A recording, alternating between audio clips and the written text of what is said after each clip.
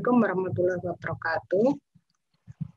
Waalaikumsalam warahmatullahi wabarakatuh. Ya, selamat siang, salam sejahtera untuk kita semua. Mungkin ini baru pertama kali saya masuk di kelas ini, tapi bisa jadi Anda sudah pernah mengenal saya sebelumnya di mata kuliah lain. Kalau belum ya perkenalkanlah, nama saya Bu Ana Fathia. Tentu saja saya dari KPM. Ada beberapa mata kuliah selain mata kuliah ini ya, yang mata kuliah ini sangat baru dan baru Anda perdana untuk Anda untuk IPB yang diterima oleh Anda begitu. Karena ini kaitannya dengan kurikulum 2020, kurikulum baru.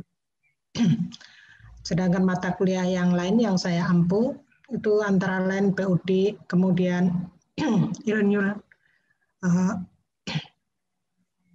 dan mata kuliah yang baru juga yang semester lalu bisa jadi Anda ada di dalamnya. Oke, saya kebagian di 3 minggu terakhir ini di PB 10, 11, dan 12. Nanti 13 dan 14 kembali ke koordinator, yaitu Pak Juara Lubis. Nah, hari ini kita akan membahas tentang TIK, teknologi informasi komunikasi untuk pengembangan kapasitas. Ini sangat berkait dengan konsep pengembangan masyarakat. Ya. Di awal mungkin sudah disampaikan oleh Pak Juara Rubis. Nah, penekanannya nanti dalam pengembangan kapasitas ini adalah bagaimana individu, komunitas, masyarakat, organisasi, institusi dikembangkan melalui teknologi informasi komunikasi. Itu saja. Adapun yang akan kita bahas adalah tentang konsep pengembangan kapasitas dan TIK untuk pengembangan kapasitas. Sehingga harapannya setelah Anda mengikuti kuliah hari ini atau materi ini, maka Anda bisa menjelaskan kedua hal tersebut. Apa sih yang dimaksud dengan pengembangan kapasitas dan bagaimana TIK itu digunakan untuk pengembangan kapasitas. Oke, kita mulai dari konsep yang pertama, yaitu konsep pengembangan kapasitas. Nah, tentu saja kalau kita bicara tentang konsep, kita harus terlebih dahulu memahami pengertian atau definisi dari pengembangan kapasitas. Nah, konsepnya sebenarnya ada dua, yaitu pengembangan dan kapasitas. Oleh karena itu, kita lihat dulu arti dari kapasitas. Menurut UNDG, yaitu United Nations Development Group tahun 2009, itu dikatakan bahwa kapasitas adalah kemampuan orang, organisasi, dan masyarakat dalam mengelola kegiatannya secara sukses. Kemampuan orang itu maksudnya kemampuan individu. Jadi bagaimana individu itu pastilah memiliki kemampuan begitu ya di dalam menjalankan usahanya gitu. Nah, kalau seorang petani ya berarti kemampuan atau kapasitas petani. Kalau seorang pelajar atau mahasiswa ya berarti kapasitas mahasiswa. Sampai kepada kapasitas pada profesi-profesi tertentu. Itu kita bicara kemampuan orang. Bisa juga bicara tentang organisasi. Tuh, jadi bagaimana kemampuan, contohnya ya, kemampuan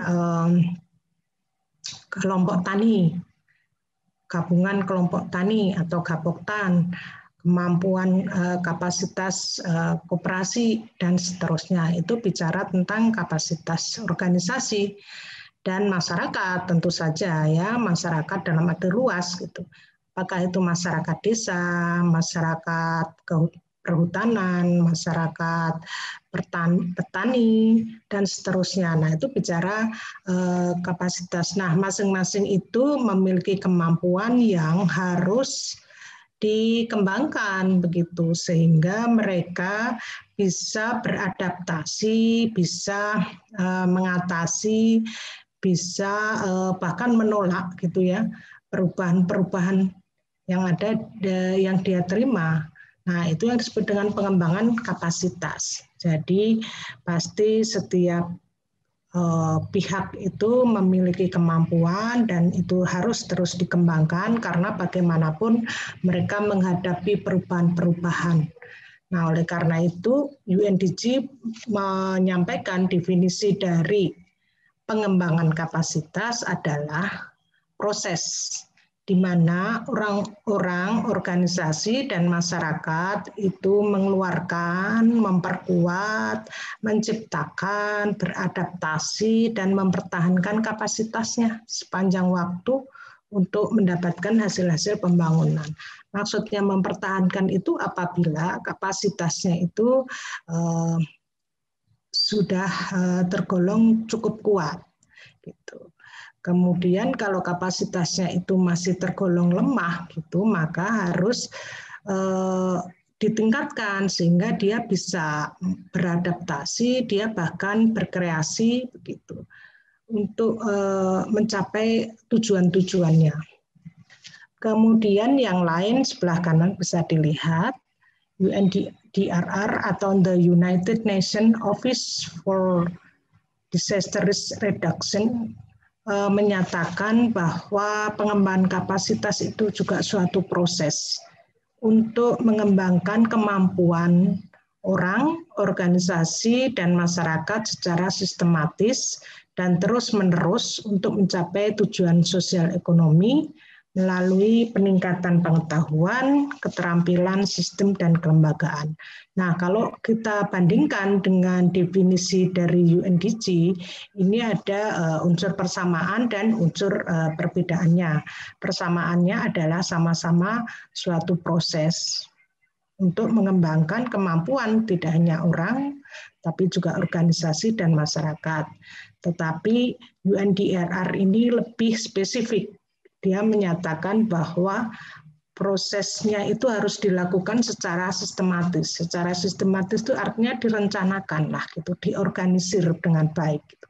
Dan itu bersifat terus-menerus. Nah, persamaan terus-menerus ini sama dengan persamaan dari UNDG, yaitu harus terus-menerus sepanjang waktu ditingkatkan. Begitu. Itu istilah dari UNDG. Kalau istilah dari UNDRR itu terus-menerus untuk mencapai tujuan yang sama-sama untuk mencapai tujuan. Kalau UNDG itu tujuannya adalah untuk mendapatkan hasil-hasil pembangunan, tetapi kalau UNDRR itu untuk mencapai tujuan sosial ekonomi melalui ini maknanya bahwa di UNDRR ini sudah spesifik menyatakan caranya bagaimana, gitu.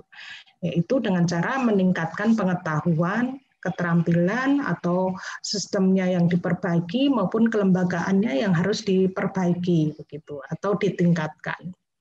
Nah, kalau kita lihat dari peningkatan pengetahuan keterampilan itu spesifiknya seperti apa sih gitu pendekatannya untuk melakukan peningkatan pengetahuan keterampilan ini, yaitu bisa jadi dengan cara pelatihan. Sehingga pelatihan itu merupakan salah satu pendekatan untuk pengembangan kapasitas. Seperti itu ya. Oke, kita lanjutkan definisi yang lain.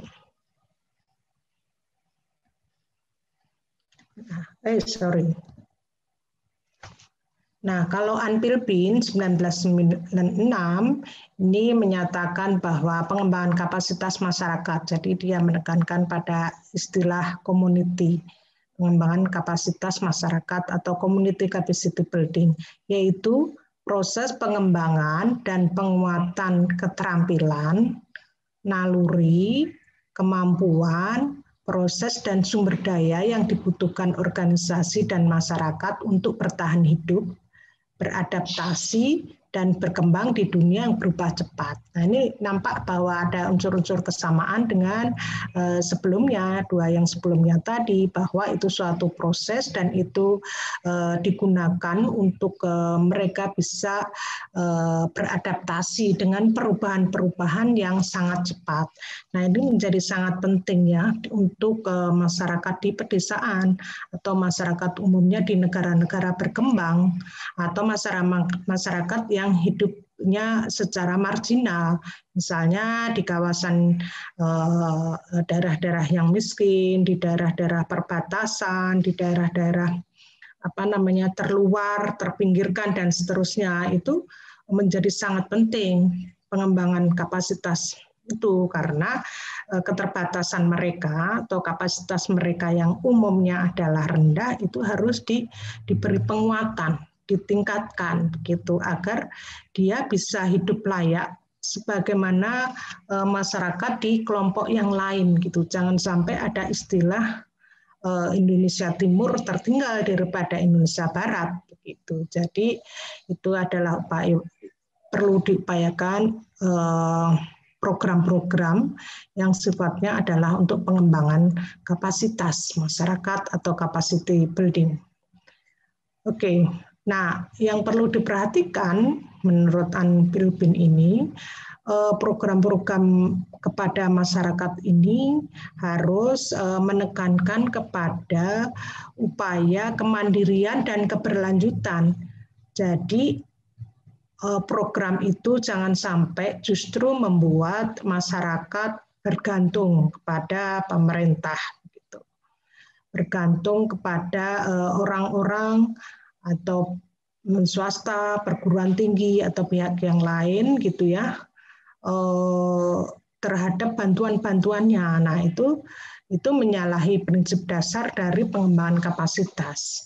Jadi justru kehadiran orang luar atau program-program itu untuk memandirikan mereka sehingga pada saat sudah tidak ada lagi bantuan begitu, tidak ada lagi advokasi, tidak ada lagi pendampingan, mereka tetap bisa hidup atau bahkan mengembangkan program-program tersebut sehingga bersistem berkelanjutan begitu. Nah, ini sesuatu yang mudah diucapkan tetapi sulit untuk dilakukan, apalagi kalau program-program dari pemerintah contohnya itu yang sifatnya tahunan atau by project. Jadi setahun harus sudah selesai dan setahun harus sudah dilaporkan dan seterusnya. Nah, ini agak menghambat karena kegiatan-kegiatan yang sifatnya capacity building itu sifatnya tidak bisa jangka pendek seperti itu. Karena pengembangan SDM pada dasarnya ini adalah jangka panjang, bahkan tidak bisa dibatasi hanya dari waktu setahun 2 tahun. Jadi seringkali memang program-program pemerintah itu mengalami dilema, satu sisi dilema administratif ya, setahun harus dilaporkan dan anggarannya hanya untuk setahun begitu.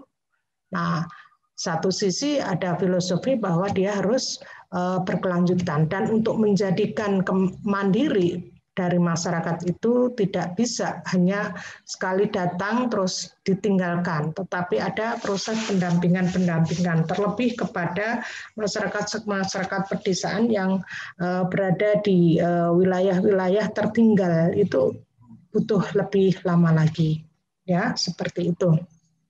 Nah, kalau Anda mendapatkan definisi dari kapasitas maupun pengembangan kapasitas yang lain, itu silahkan. Yang saya sampaikan ini hanya sebatas yang ada di sini gitu. Jadi tidak menutup kemungkinan kalau Anda punya definisi yang lain.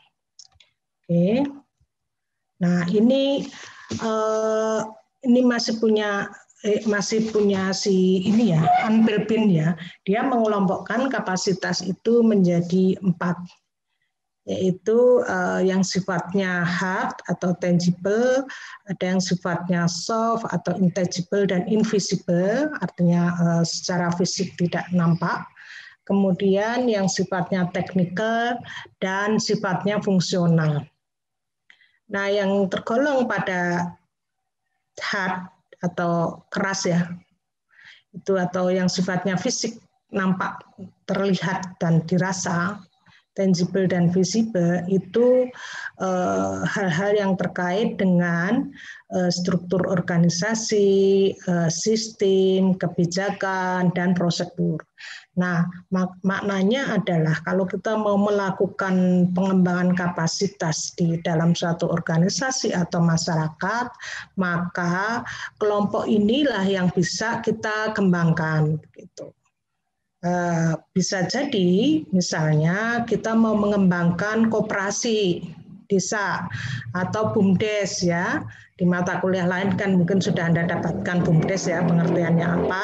Nah itu bagaimana BUMDes itu dibentuk. Nah itu salah satu contoh dari pengelompokan yang berada di hard. Seperti itu ya. Oke. Kemudian yang kedua itu yang sifatnya soft, intangible dan invisible, itu apa saja yang tergolong di dalamnya. Itu bicara tentang sosial dan relasional, kemudian kepemimpinan, nilai-nilai, perilaku, komitmen, dan akuntabilitas. Jadi taruhlah misalnya ada program pengembangan masyarakat dalam kaitannya untuk menekan atau menghilangkan bahkan atau mengurangi konflik-konflik sosial yang ada di sana. Nah, itu tergolong pada kegiatan yang bersifat pengembangan kapasitas yang sifatnya soft begitu. Terus kepemimpinan, jadi melakukan pelatihan-pelatihan kepemimpinan kepada tokoh-tokoh masyarakat misalnya. Itu masuk ke sini. Kemudian memperkuat nilai-nilai kearifan lokal. Nah, itu masuk ke sini. Peningkatan perubahan perilaku dalam berusaha tani atau perilaku penggunaan protokol kesehatan. Nah, itu masuk perilaku itu. Komitmen dan akuntabilitas. Jadi bagaimana upaya-upaya untuk meningkatkan komitmen anggota satu organisasi atau komitmen pemerintah atau komitmen masyarakat untuk terus-menerus melakukan suatu hal yang positif, misalnya protokol kesehatan. Nah, itu bentuk-bentuk komitmen. Serta akuntabilitas itu akuntabel, dapat dipertanggungjawabkan. Itu masuk soft. Kemudian berikutnya yang ketiga yang tergolong teknikal itu adalah kapasitas yang terkait dengan sektor yang spesifik dan area tertentu. Nah, apa yang bisa dilakukan, misalnya pengembangan kapasitas pertanian, peternakan, pendidikan dasar, sanitasi dan air bersih, kehutanan, dan lain-lain. Kalau kita bicara teknikal di sini sebagai contoh adalah di pedesaan ya, seperti itu. Itu juga tergolong pengembangan kapasitas. Nah, di PBB itu atau NGO internasional itu banyak terlibat dalam suatu kegiatan yang untuk sanitasi dan air bersih. Ada organisasi khususnya. Nah, itu dia memang orientasinya adalah bagaimana masyarakat pedesaan, khususnya masyarakat daerah-daerah yang kering begitu, bisa mengakses air bersih. Karena air bersih itu adalah sumber kehidupan dan larinya adalah untuk kesehatan. Jadi salah satu SDGs pun itu adalah ketersediaan air bersih. Air bersih adalah jaminan kesehatan suatu wilayah. Seperti itu ya. Nah, itu bisa dilakukan. Yang keempat itu berdasarkan fungsinya atau fungsional. Ini adalah kapasitas yang terkait dengan hal-hal yang atau sektor yang umum dan area yang lebih luas. Ini berbeda dengan yang teknikal. Nah, itu artinya itu antar sektor bisa terjadi. Misalnya bagaimana melakukan suatu perencanaan penganggaran, ini lebih sebenarnya juga mengarah kepada manajemen ya. Kemudian pengambilan keputusan, analisis keuangan atau finansial, rumusan strategi, komunikasi, dan seterusnya. Ini bisa juga dikembangkan dalam bentuk pelatihan-pelatihan tentang manajerial. Bagaimana merencanakan usaha tani yang baik, gitu. Bagaimana merencanakan program desa, misalnya kalau di desa itu setiap tahun dia akan melakukan musyawarah desa atau musrenbang, musyawarah perencanaan pembangunan. Nah ini bisa disasar ini kegiatan ini. Nah, itu tergolong pengembangan kapasitas yang sifatnya fungsional.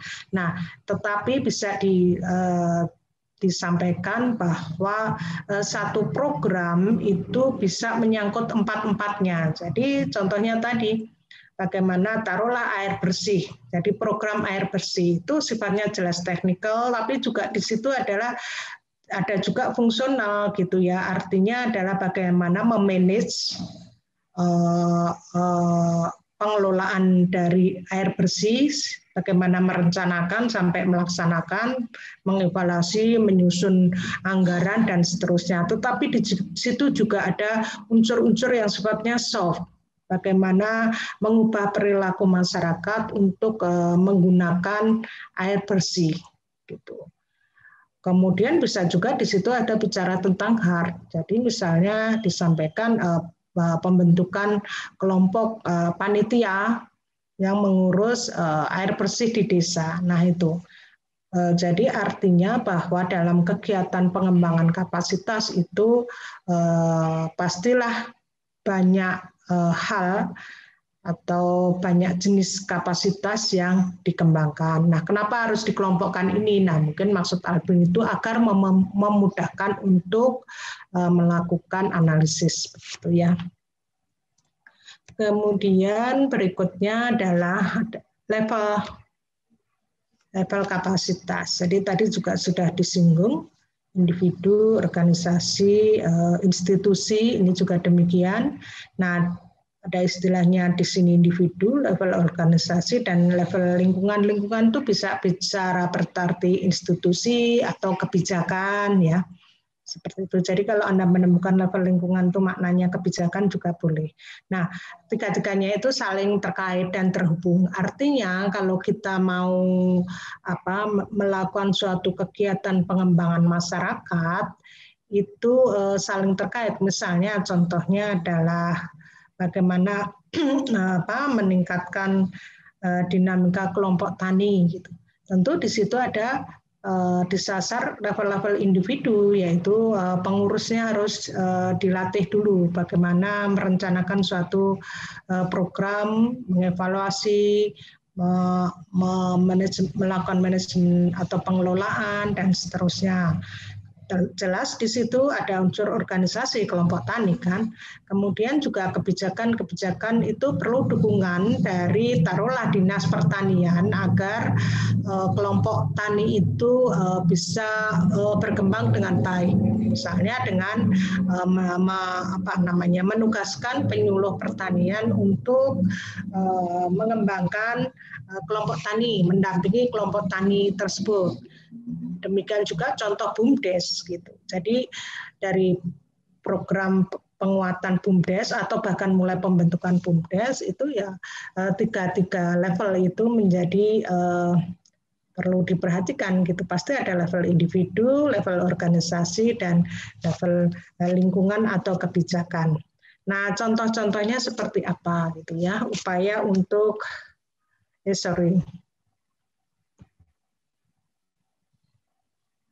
Nah, yang level individu itu contohnya apa? Atau pengertiannya apa? Pada level individu ini, pengembangan kapasitas melalui peningkatan pengetahuan, keterampilan, kinerja, bisa melalui pelatihan, bisa melalui pemberian pengalaman, bisa juga melalui peningkatan motivasi, dan pemberian insentif. Nah, bentuk-bentuk kegiatan misalnya pelatihan, pengolahan hasil perikanan. pengolahan atau pelatihan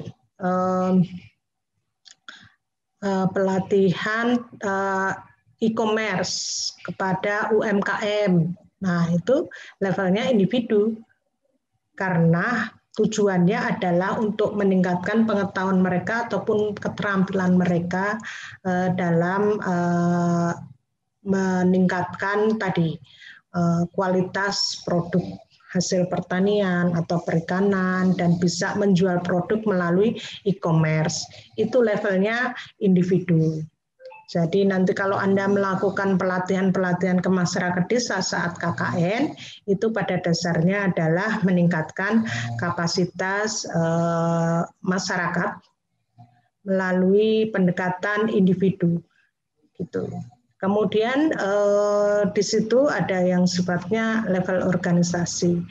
Ini menekankan pada upaya meningkatkan kinerja organisasi melalui strategi, rencana, aturan dan peraturan atau aspek legalitas, kemitraan, kepemimpinan, politik organisasi, struktur kekuasaan, serta memperkuat sistem organisasi, proses dan tanggung jawabnya. Nah, ini bicara semua hal yang terkait dengan upaya meningkatkan kinerja organisasi. Nah, ini tidak semua harus ada gitu ya, tergantung kepada program yang ingin diterapkan seperti itu. Contohnya adalah misalnya tadi meningkatkan BUMDes atau mengembangkan BUMDes. Nah, itu bagaimana misalnya strategi ke depan BUMDes itu mau dibawa kemana, kemudian perencanaannya bagaimana, begitu ya. Kemudian dia harus bermitra dengan siapa saja, begitu. Dan seterusnya, itu level organisasi. Tapi ingat ya, di dalam kita melakukan pengembangan kapasitas organisasi tidak lepas dari pengembangan kapasitas individu, karena organisasi itu sendiri kan terdiri dari beberapa orang dalam suatu sistem organisasi itu. Misalnya di level organisasi ada pelatihan kepada pengurus.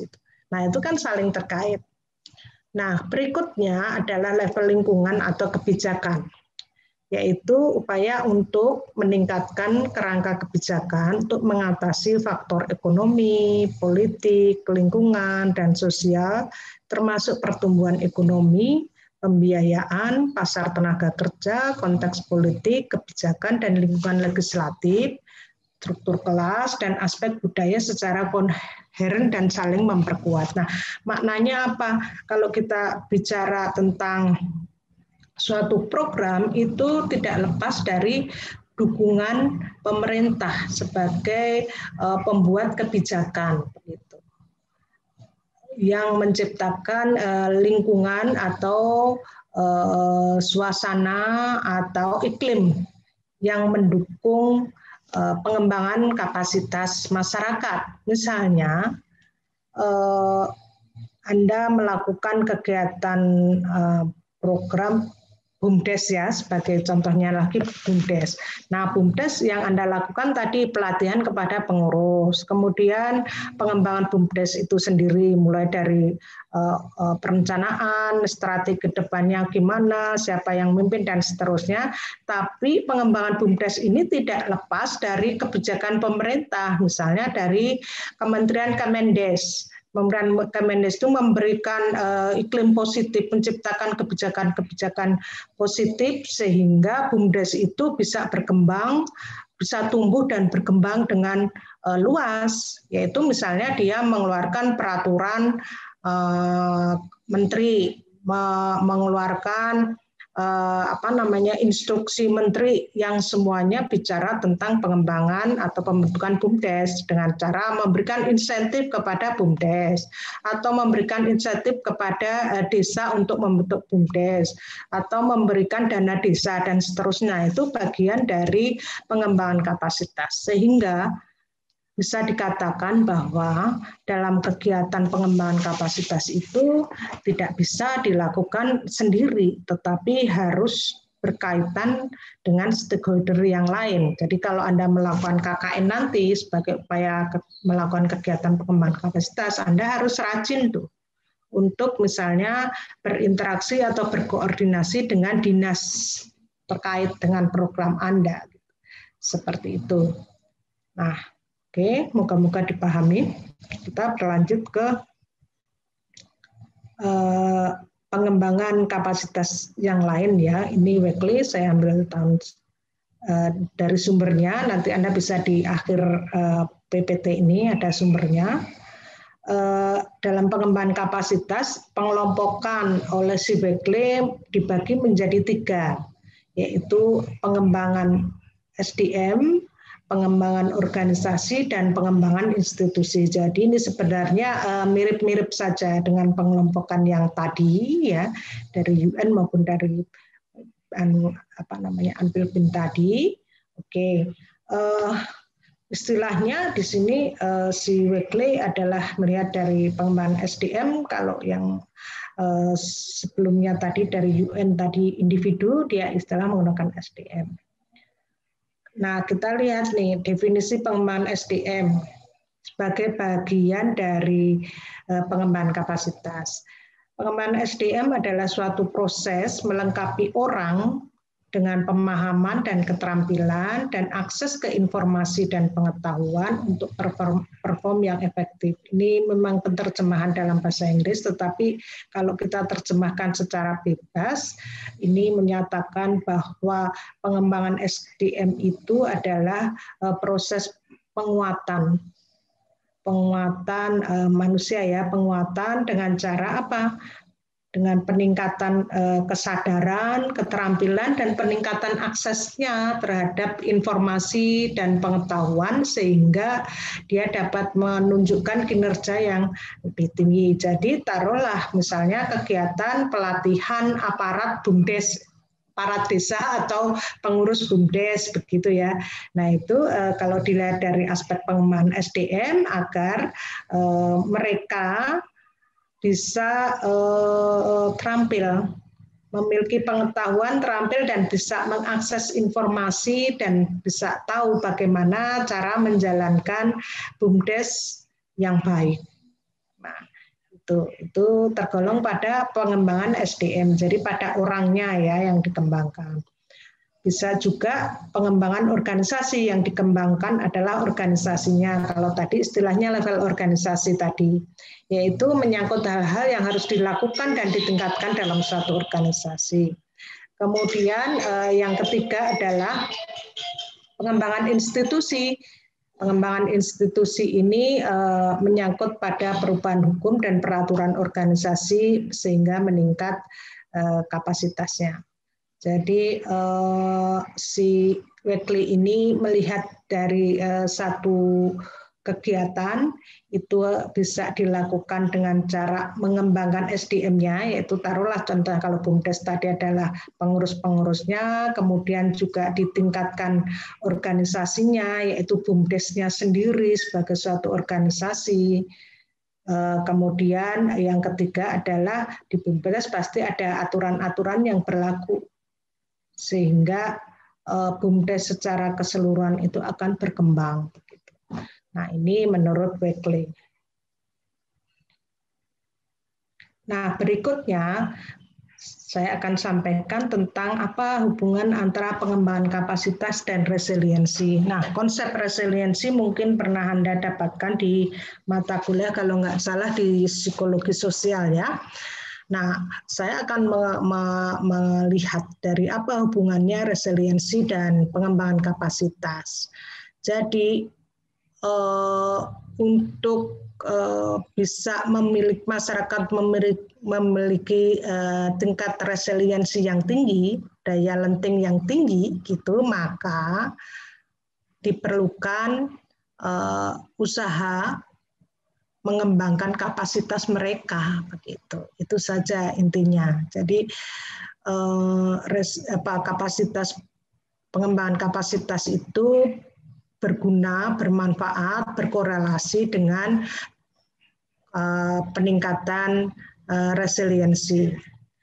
Nah, resiliensi sendiri apa? Kalau yang saya kutip di sini dari The UNG juga, bahwa resiliensi sebagai kemampuan individu, rumah tangga, komunitas, kota, institusi, sistem, dan masyarakat untuk mencegah, menolak, beradaptasi, merespon, memulihkan diri secara positif, efisien, dan efektif ketika dihadapkan pada berbagai risiko, sambil mempertahankan tingkat fungsi yang dapat diterima dan sebagai dasar untuk meningkatkan prospek jangka panjang untuk pembangunan berkelanjutan, perdamaian, dan keamanan, hak asasi manusia, dan kesejahteraan untuk semua.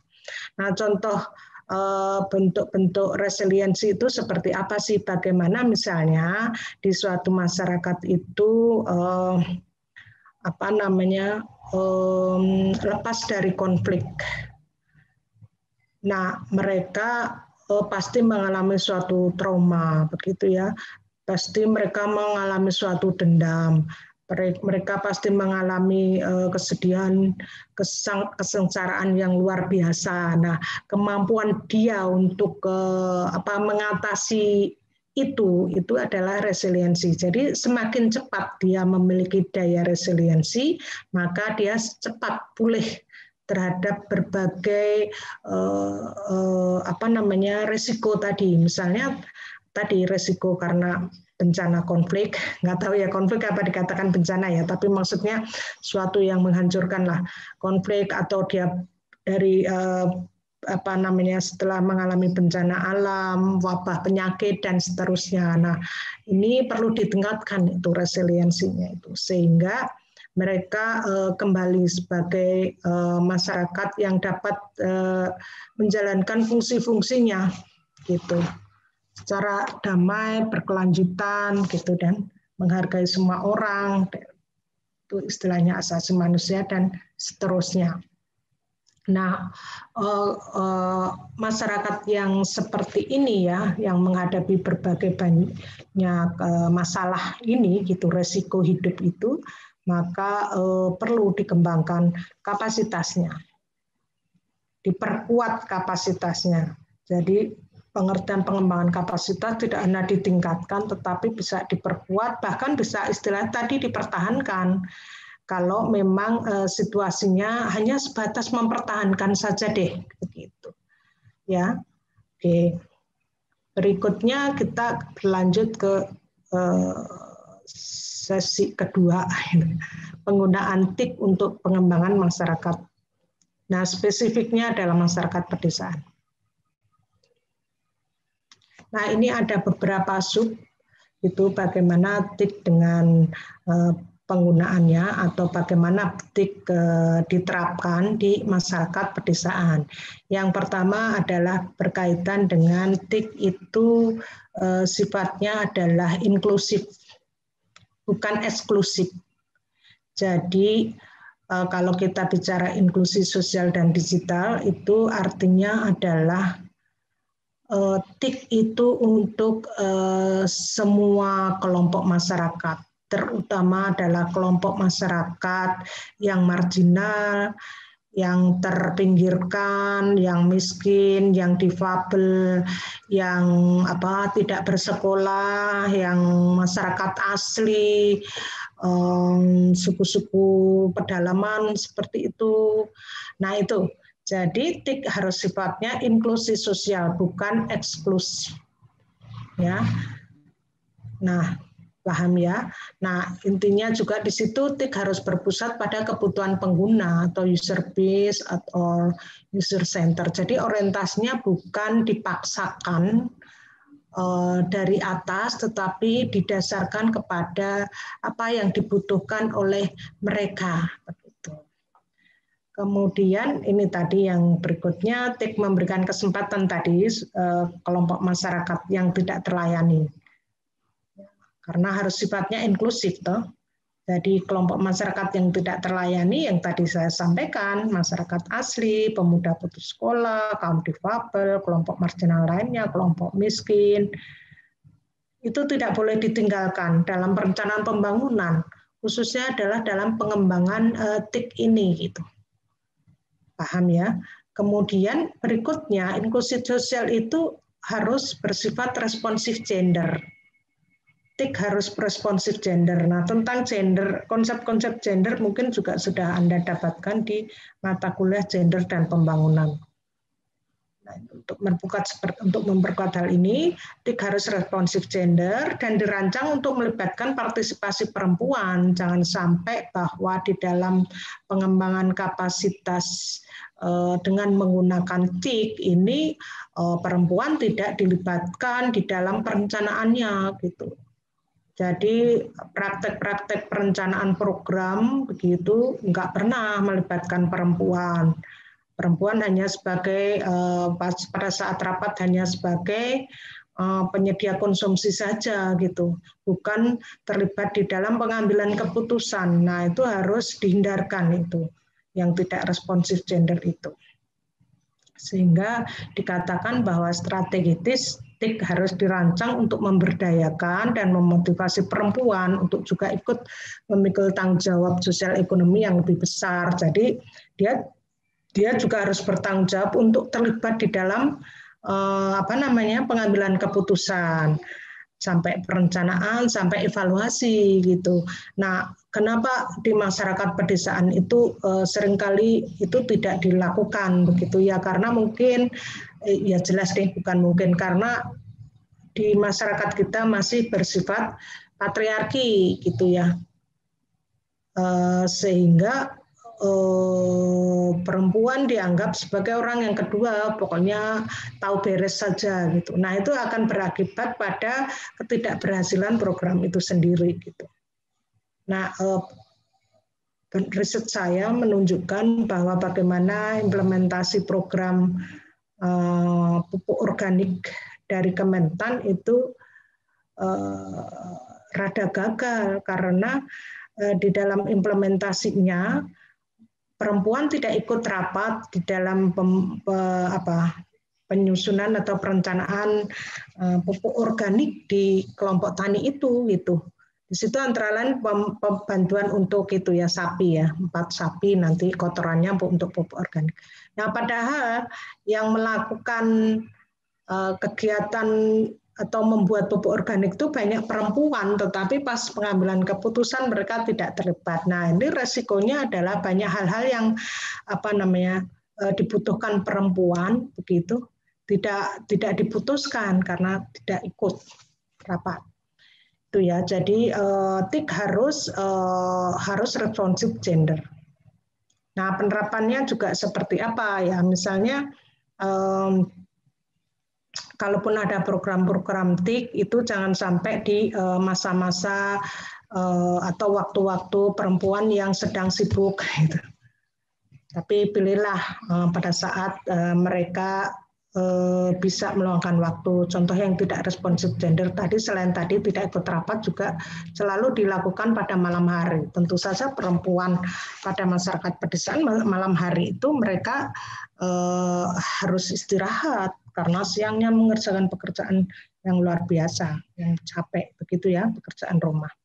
Kemudian inovatif TIK sebagai suatu pendekatan inklusi sosial dan digital bahwa bersifat inovatif dalam pengembangan sumber daya manusia di pedesaan melalui pelatihan yang inovatif dengan mempertimbangkan keragaman budaya dan tingkat kesiapan elektronik. Kata kuncinya adalah memperhatikan keragaman budaya dan kesiapan elektronik.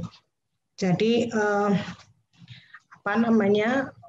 jangan sampai misalnya mereka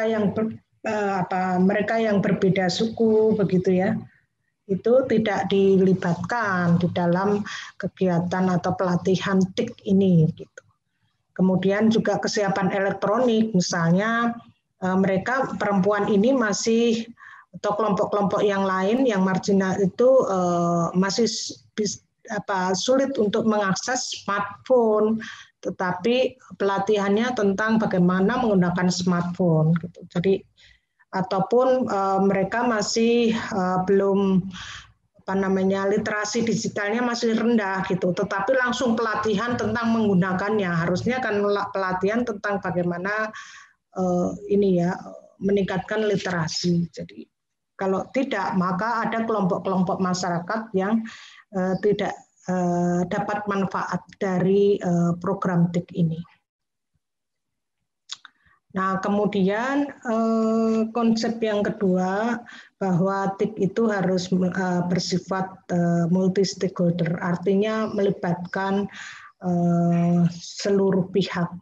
Nah, kalau di pedesaan itu tentu saja penting untuk melibatkan tokoh masyarakat lokal dalam setiap tahap proyek pembangunan, mulai dari perencanaan sampai evaluasi. Nah, kenapa mereka penting? Karena tokoh masyarakat ini punya peran sebagai agen perubahan yang bisa menyebarkan program TIK, gitu, agent of change. Nah, ini harus dilibatkan sehingga juga akan mempermudah program TIK itu sendiri. Selain juga dia adalah tokoh di desa, di pedesaan, tokoh masyarakat itu sebagai kunci masuknya program ke masyarakat. Yang kedua adalah penting untuk mengembangkan kemitraan dengan semua stakeholder. Jadi melibatkan pihak swasta, pemerintah, dan masyarakat.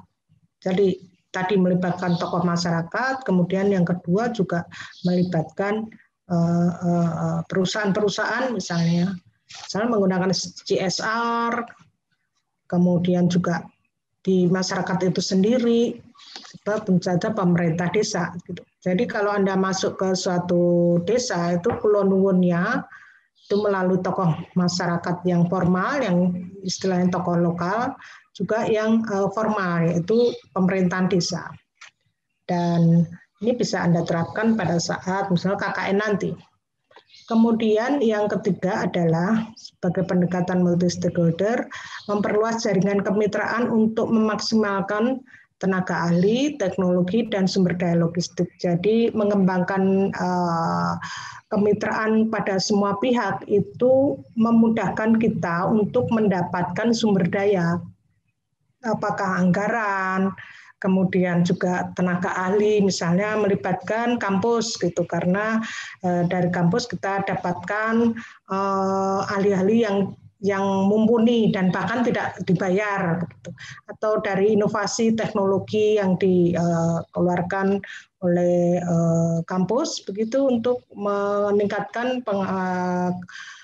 pengembangan masyarakat ini, sehingga mereka bisa, para stakeholder ini berdiskusi lah untuk memunculkan TIK yang inovatif untuk pengembangan kapasitas. Jadi dengan berbagai pendekatan multi stakeholder ini bisa memunculkan TIK yang inovatif yang cocok untuk masyarakat setempat. Nah, kebetulan kami mendapatkan anggaran penelitian 2 tahun ini untuk menciptakan atau merumuskan suatu teknologi informasi yang bisa diterapkan untuk masyarakat pedesaan di sekitar perkebunan sawit. Nah, kalau ada yang tertarik, nah bisa daftar ke saya nanti ya.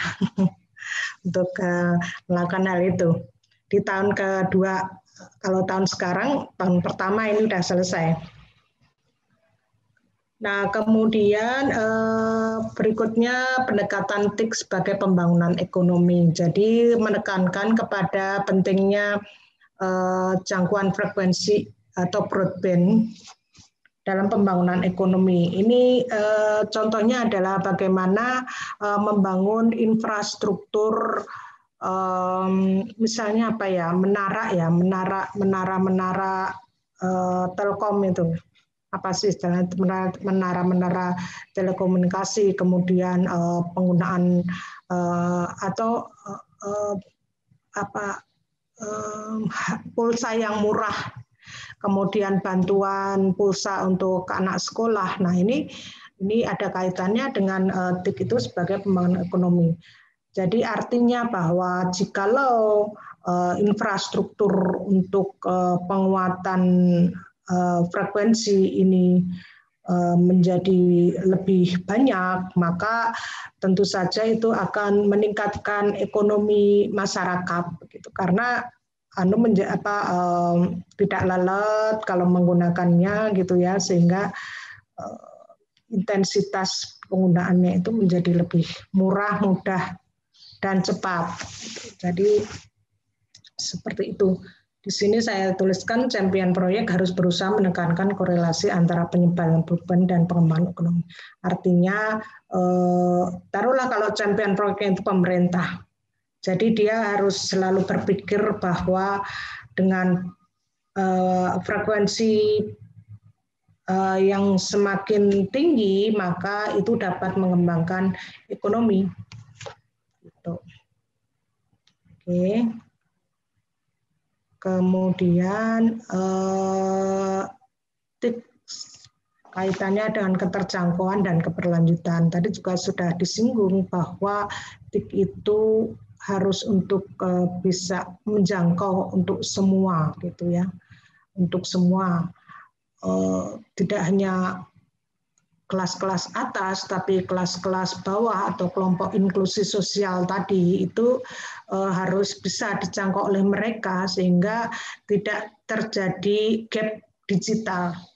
Jangan sampai yang kaya dapat banyak, yang miskin semakin tidak bisa mengakses. Gitu. Jangan sampai seperti itu, sehingga ya harus ada upaya untuk menurunkan biaya komputer dan konektivitas, jadi harus menurunkan pulsanya jadi lebih murah begitu ya, seperti itu agar terjangkau.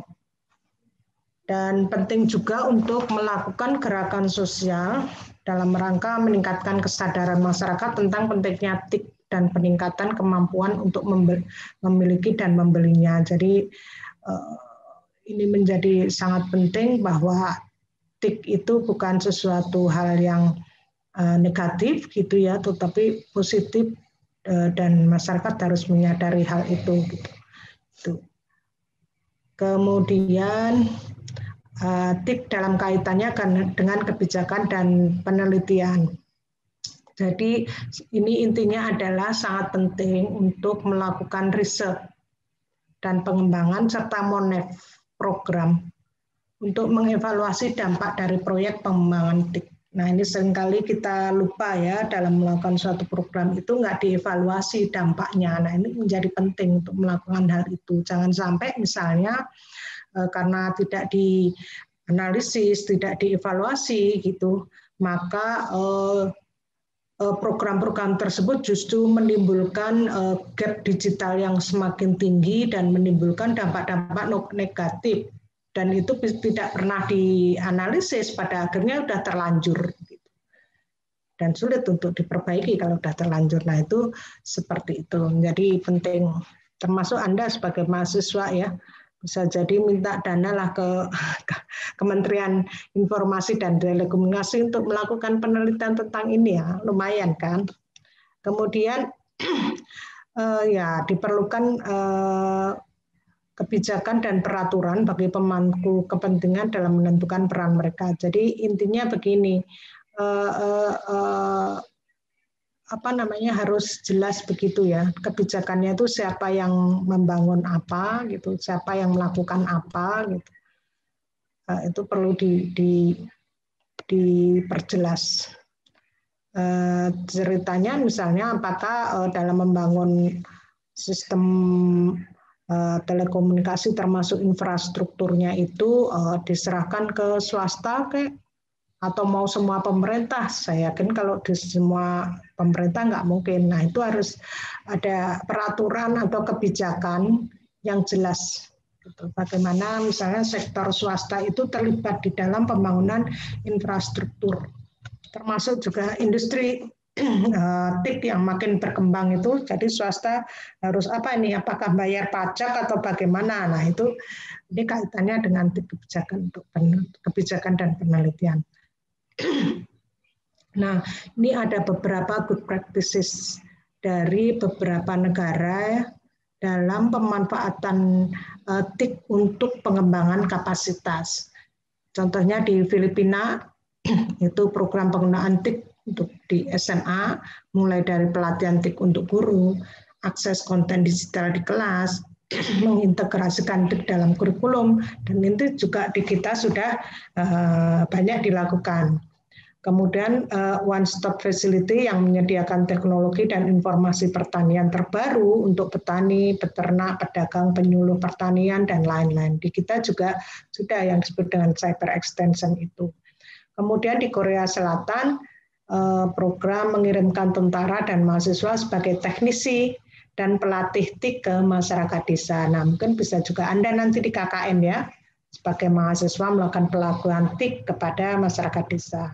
Kemudian ada program di situ memperhatikan kesiapan readiness petani dan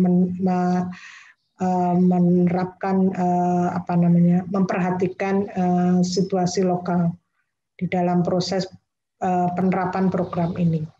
Termasuk juga dia melakukan pelatihan TIK untuk perempuan yang ternyata terbukti meningkatkan pendapatan dan hasil pemasaran. Itu juga bisa Anda lakukan nanti di KKN.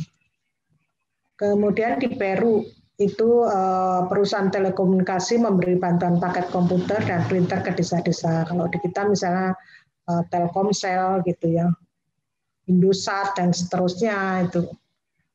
Kemudian tujuannya menurunkan terisolirnya desa, menyediakan informasi dan mengurangi biaya komunikasi itu di Peru. Di Malaysia ada program menyediakan telecenter di setiap kampung atau desa.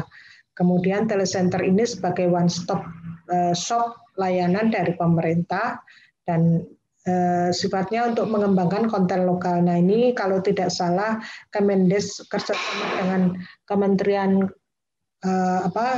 komunikasi dan informatika itu juga melakukan program ini gitu. Nah, yang disebut dengan tadi desa digital. Nah, di Indonesia seperti apa? Nah, ini sama-sama kita tahulah. Ini saya hanya memperkuat saja, mengulang saja. Jadi ada cyber extension, penyuluhan berbasis web, ini dilakukan oleh perguruan tinggi termasuk IPB, yang saya tahu IPB sama UGM dan juga Kementerian Pertanian memiliki cyber extension. Kemudian pelatihan e-commerce untuk UMKM ini juga pernah kami cobakan tahun 2019. Alhamdulillah saya dapat dana dari Hibah Dikti. Nah, itu saya gunakan untuk melakukan pelatihan e-commerce kepada perempuan pengolah hasil perikanan. Nah, bagaimana diajarkan mereka bagaimana mulai membuat studio produk gitu atau memotret, bahkan memotret ya, supaya produknya itu hasilnya bagus gitu difoto dan sampai kepada mendaftar ke online, ke e-commerce online itu di Bukalapak gitu. Nah, itu kita ajarkan.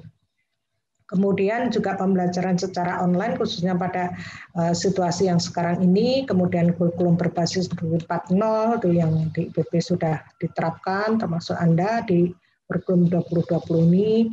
Kemudian juga desa presisi ini yang diinisiasi oleh PSP 3 IPB LPPM. Bagaimana data desa itu berbasis digital, tidak hanya manual saja di dalam proses pengambilan datanya oleh petugas sensus, tetapi juga menggunakan drone untuk memastikan potensi atau penetapan suatu kawasan di desa itu. Kemudian ada desa digital, ini dari desa digital itu Kemendes atau Kemenfo ya. Nah, itu menyediakan fasilitas internet di desa, serta ada contoh lain adalah penguatan akses jaringan internet di wilayah pengembangan sentra kelautan dan perikanan terpadu itu dari Kementerian Kelautan dan Perikanan. Nah, banyak yang lain contohnya nanti bisa Anda cari sendiri. Oke, itu saja. Nah, kalau Anda mau lihat secara spesifik ya bisa ngeklik di dua ini atau di tempat lain kalau Anda temukan itu tidak salah. Baik, itu saja yang bisa saya sampaikan. Terima kasih atas perhatiannya. Berikutnya adalah sesi tanya jawab. Silakan.